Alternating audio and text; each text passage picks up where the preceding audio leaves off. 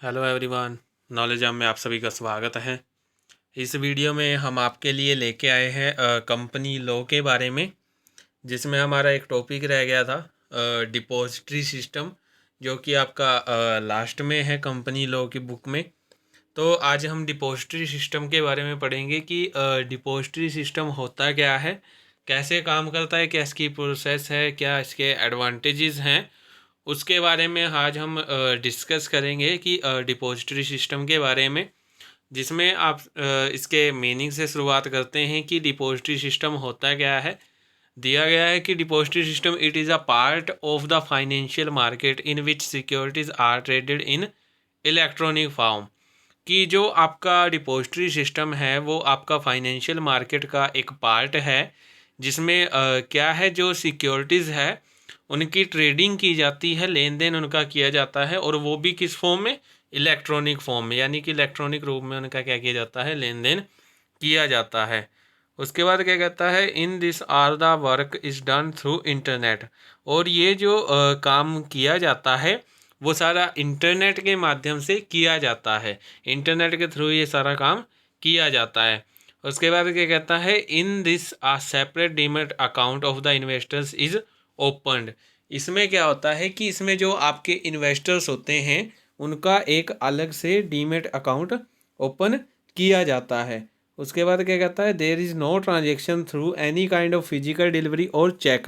और इसके अंदर किसी भी प्रकार की अगर कोई फिजिकल डिलीवरी है या किसी भी प्रकार का कोई चेक में काम करना है, वो इसके अंदर नहीं किया जाता, क्योंकि इसमें फिजिकल फॉर्म का तो कोई रोल ही नहीं है, क्योंकि इसमें सारा काम जो किया जाता है वो आपका इलेक्ट्रॉनिक फॉर्म में किया जाता है और इंटरनेट के माध्यम से किया जाता है। इसमें जो डिपॉजिटरी जो सिस्टम है आपका, इसमें जो सिक्योरिटीज़ होती हैं उनके रिलेटेड जो भी ट्रांजेक्शन की जाती है वो सारी इलेक्ट्रॉनिक फॉर्म में की जाती है। तो ये इसका मीनिंग था डिपॉजिटरी सिस्टम का। अब उसके बाद इसकी कुछ करेक्टरिस्टिक्स आती हैं, जिसमें आपका फर्स्ट आता है इलेक्ट्रॉनिक फॉर्म।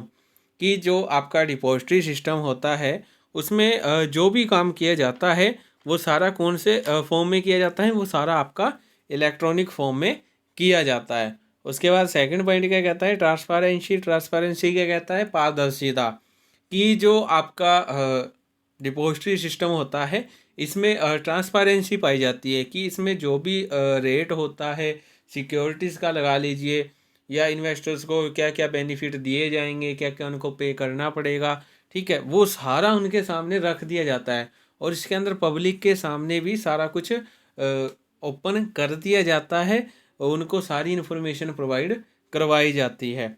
उसके बाद थर्ड पॉइंट आता है certificate on the name of registered share holder. Registered share धारकों के नाम पर सर्टिफिकेट। तो डिपॉजिटरी सिस्टम क्या कहता है कि अगर जो डिपॉजिटरी सिस्टम है वो निवेशकों को क्या है, अनुमति दे देता है कि वो डिपॉजिटरी सिस्टम से बाहर जाकर अपने जो शेयर्स हैं उनको क्या कर सकते हैं, रजिस्टर्ड कर सकते हैं। तो इस केस में क्या होता है, इस केस में जो शेयर सर्टिफिकेट होते हैं उनको डिपॉजिटरी की जगह जो रजिस्टर्ड शेयर होल्डर्स होते हैं उनके नाम पर वो डिमांड कर सकते हैं। क्योंकि क्या कहता है कि यहाँ पे उनको अब जो डिपॉजिटरी सिस्टम है उससे उनसे शेयर सर्टिफिकेट मांगने की ज़रूरत नहीं है, ठीक है। वो जो रजिस्टर्ड जो ऑलरेडी जो रजिस्टर्ड शेयर होल्डर हैं वो उसके नाम पर कंपनी से शेयर सर्टिफिकेट मांग सकते हैं। उसके बाद फोर्थ पॉइंट आता है इकोनॉमिक बेनिफिट्स।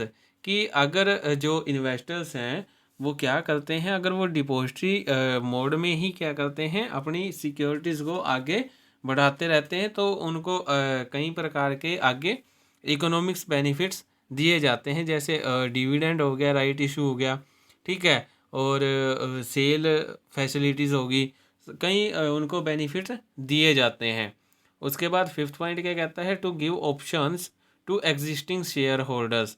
अब इसमें क्या है कि जो आपका डिपॉजिटरी सिस्टम होता है उसमें जो भी आपके एग्जिस्टिंग जो शेयर्स होल्डर होते हैं, जो प्रचलित शेयर धारक होते हैं, उनके पास ये विकल्प होता है कि वो अपने जो उनके शेयर्स हैं वो उनको डिपॉजिटरी मोड में करवा लें।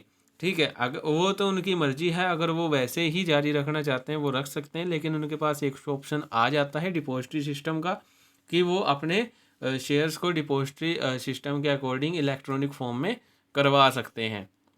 उसके बाद 6 पॉइंट क्या कहता है, to give option to the new shareholders. अब नए जो शेयर होल्डर होते हैं, नए जो धारक होते हैं, उनको भी ये विकल्प दिया जाता है, उन इन्वेस्टर्स को भी ये ऑप्शन दिया जाता है कि वो या तो उनके शेयर्स को फिजिकल फॉर्म में रख लें, ठीक है, फिजिकल डिलीवरी करवा लें, या फिर वो भी उनको डिपॉजिटरी सिस्टम के अंदर इलेक्ट्रॉनिक फॉर्म में कन्वर्ट करवा सकते हैं। उनको ये ऑप्शन उस टाइम दिया जाता है जब न्यू शेयर्स इशू किए जाते हैं। तो ये आपकी कुछ कैरेक्टरिस्टिक्स थी डिपॉजिटरी सिस्टम की। अब उसके बाद नेक्स्ट जो पॉइंट आता है वो आता है कंस्टिट्यूएंट्स क्या मीन्स डिपॉजिटरी सिस्टम में कौन कौन से प्लेयर होते हैं, खिलाड़ी होते हैं, मीन्स कौन कौन से उसमें काम करते हैं। फर्स्ट आपका आता है डिपॉजिटरी। डिपॉजिटरी खुद जो कि एक क्या है, फर्म है जिसमें जो आपके इन्वेस्टर्स होते हैं, जो बेनिफिशियल ओनर होते हैं, उनके जो शेयर्स होते हैं, जो सिक्योरिटीज़ होती हैं, उनको इलेक्ट्रॉनिक फॉर्म में रखा जाता है। ये आपका एक तरह के बैंक माना जाता है। यहाँ पे जो भी काम होता है बस वो इलेक्ट्रॉनिक फॉर्म में होता है, इंटरनेट के माध्यम से किया जाता है, लेकिन ये एक प्रकार का बैंक ही होता है जिसमें जो इन्वेस्टर्स होते हैं वो जब चाहे अपनी सिक्योरिटीज़ को कन्वर्ट करवा सकते हैं और जब चाहे सिक्योरिटीज़ को ख़रीद सकते हैं। इट मीन्स जब उनका मन करे, मीन्स जब उनको पैसे की नीड होती है, मनी की नीड होती है, वो अपने शेयर्स को डिपॉजिट करवा भी सकते हैं और वहाँ से निकाल भी सकते हैं। ठीक है, तो इसमें क्या है कि जो इंडिया है उसमें केवल दो ही डिपॉजिटरी सिस्टम हैं, दो ही डिपॉजिटरी फर्म्स हैं। एक आपका NSDL है जिसे नेशनल सिक्योरिटीज़ डिपॉजिटरी लिमिटेड कहा जाता है, और दूसरा आपका CDSL है। CDSL यानी कि सेंट्रल डिपॉजिटरी सर्विस लिमिटेड। दो फर्म आपकी इलेक्ट्रॉनिक सिक्योरिटीज़ को काम करने में हेल्प करती हैं। यही दो फर्म हैं जहाँ पे आप जो शेयर्स हैं, जो सिक्योरिटीज़ हैं, उनको इलेक्ट्रॉनिक फॉर्म में कन्वर्ट करवा सकते हैं। उसके बाद सेकंड पॉइंट आता है डिपॉजिटरी पार्टिसिपेंट्स। डिपॉजिटरी पार्टिसिपेंट्स कौन से होते हैं, जो डिपॉजिटरी की सर्विस अवेलेबल करवाते हैं। जितने भी आपके इन्वेस्टर्स होते हैं उनको जो सर्विस अवेलेबल करवाते हैं वो आपके सारे डिपॉजिटरी पार्टिसिपेंट होते हैं, वो सारे आपके डिपॉजिटरी भागीदार होते हैं जो ये फैसिलिटी उपलब्ध करवाते हैं। उसके बाद नेक्स्ट पॉइंट आपका आता है बेनिफिशियल ओनर, लाभकारी स्वामी। ये जो आपके ओनर होते हैं इनको हम इन्वेस्टर्स के नाम से जानते हैं, जो कि क्या करते हैं, डिपॉजिटरी के पास अपने शेयर्स को रखते हैं।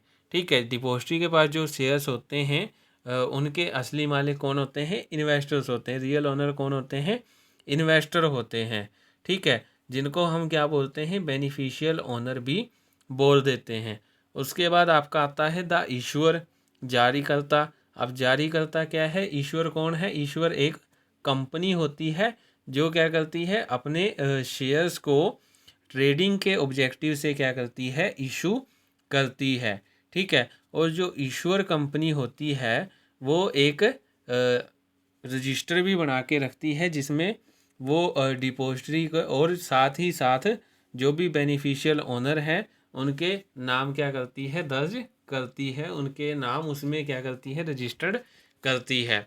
तो ये आपके 4 पार्टिसिपेंट होते हैं, 4 प्लेयर होते हैं जो कि आपके पूरे डिपॉजिटरी सिस्टम को चला के रखते हैं, उसमें काम करते रहते हैं। ठीक है, अब ये तो इसके कुछ कंस्टिट्यूएंट्स थे।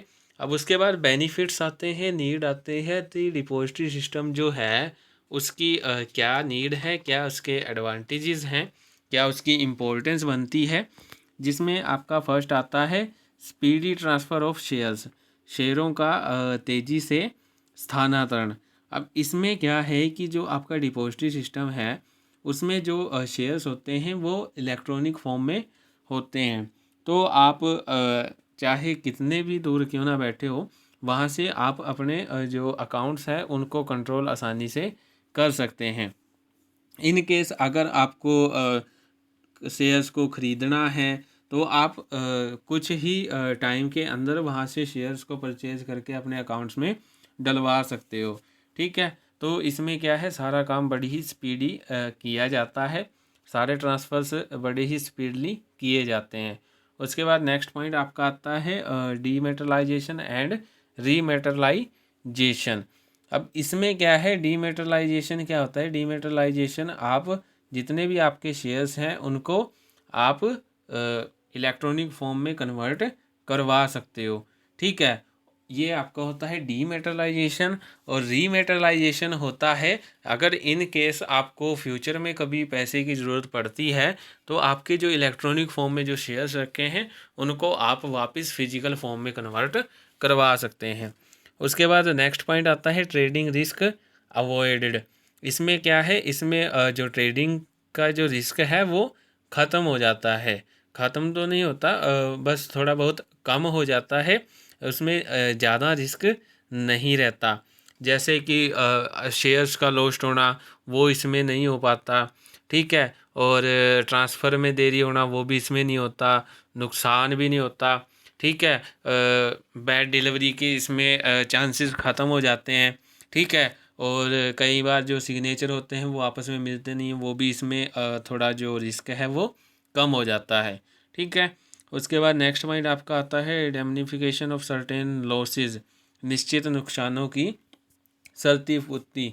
कि जो आपका डिपॉजिटरी मोड होता है उसमें ओनर के हिस्से के जो शेयर्स होते हैं उनका ख्याल रखने के लिए जो जिम्मेवारी होती है वो किसकी होती है? आपके डिपॉजिटरी सिस्टम की होती है। डिपॉजिटरी जो पार्टिसिपेंट्स होते हैं उनकी सारी जिम्मेवारी बनती है। अगर इन केस उनकी लापरवाही सी वजह से अगर क्या हो जाता है, जो बेनिफिशियल ओनर होते हैं, लाभकारी जो आपके स्वामी होते हैं, अगर उनके शेयर्स को किसी भी प्रकार का नुकसान पहुंचता है तो उसकी क्षतिपूर्ति करना किसकी जिम्मेवारी होती है? आपके डिपॉजिटरी सिस्टम की रिस्पॉन्सिबिलिटी बनती है।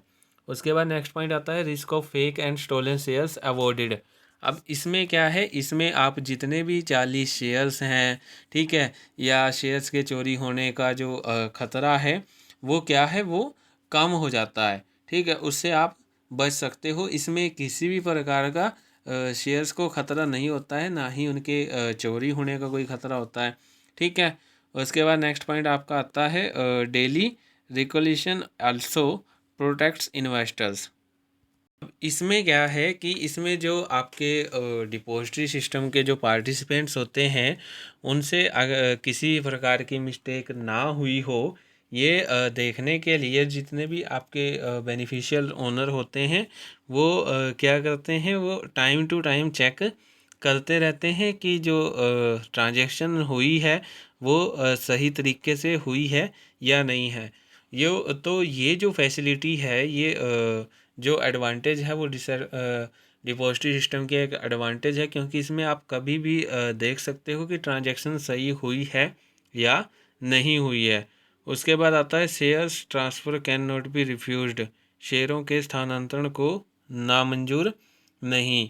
कि जो डिपॉजिटरी सिस्टम आता है, डिपॉजिटरी सिस्टम भारत में जब आया था, इंडिया में आया था, तो आपका जो कंपनी मैनेजमेंट था उसने क्या किया था, उसका जो भी मतलब कि इफ़ेक्टिव हथियार कह लीजिए, ठीक है, वो उसने क्या किया था, खो दिया था। क्योंकि जो कंपनी जो थी वो जब चाहे उनके शेयर्स को रिफ्यूज्ड कर सकती थी।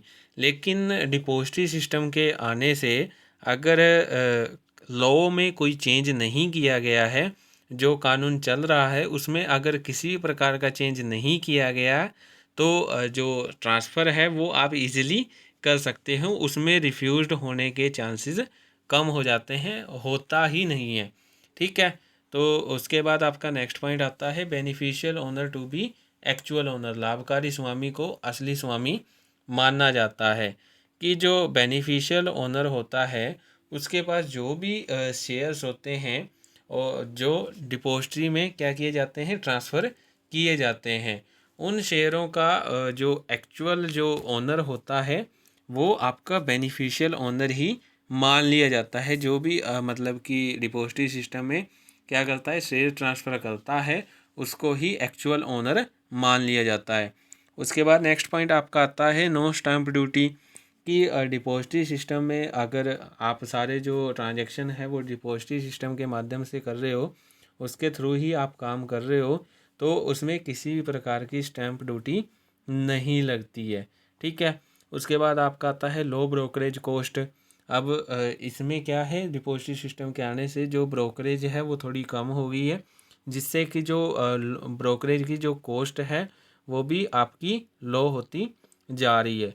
उसके बाद क्या आता है, लो कस्टडी चार्जेस, कि जो NSDL है वो आपका 1 अगस्त 1997 से डिपॉजिटरी जो पार्टिसिपेंट्स हैं उनकी अभिरक्षा जो लागत है, कस्टडी जो चार्जेस है, उसको एनुअल 0.070% से घटाकर कितनी कर दी है, 0.035 उसने कर दी है। ठीक है। इसे क्या है कि जो आपके कस्टडी चार्जेस हैं वो कम होते जा रहे हैं। उसके बाद आपका आता है डिमेटलाइज्ड सिक्योरिटीज़ आर फंजिबल, कि जो कंपनी होती है उसके जो शेयर्स होते हैं उनकी एक अलग ही क्या होती है, आइडेंटिटी, उनका एक अलग से ही क्या होता है, उनकी अलग से आइडेंटिटी होती है। लेकिन एक जो सामान्य कंपनी होती है, जो जनरल कंपनी होती है, अगर वो क्या करती है, शेयरों का आदान प्रदान करती है, तो शेयर्स का इधर उधर होना भी संभव नहीं है, पॉसिबल नहीं है। क्योंकि इसमें क्या है, इसमें जो कंपनी होती है उनके शेयर्स की एक अलग से ही क्या होती है, आइडेंटिटी होती है। ठीक है। उसके बाद आपका नेक्स्ट पॉइंट आता है पेरियोडिक कंसोलिडेटेड इंफॉर्मेशन, समय समय पर समेंकन की जानकारी। अब डिपॉजिटरी जो पार्टिसिपेंट्स हैं वो अपने जो भी उनके इन्वेस्टर्स होते हैं उनको समय समय पर क्या करते हैं, इन्फॉर्मेशन देते रहते हैं।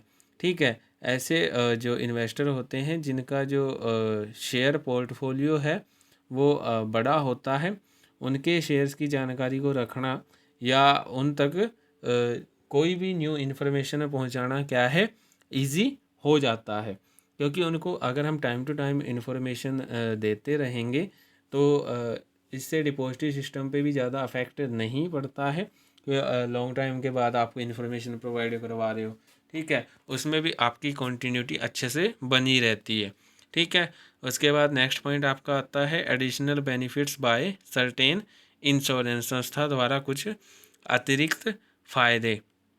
इसमें क्या है कि इसमें जो कुछ अतिरिक्त यानी कि अदर कुछ एडिशनल बेनिफिट्स इसमें दिए गए थे, जिसमें क्या था, जो आपका HDFC बैंक था उसने 1997 में डबल एडवांटेज स्कीम चलाई थी, जिसके अंतर्गत क्या थे, जो आपके इन्वेस्टर्स थे वो सीधे बैंक से ही क्या कर सकते थे, शेयर को खरीद और बेच सकते थे।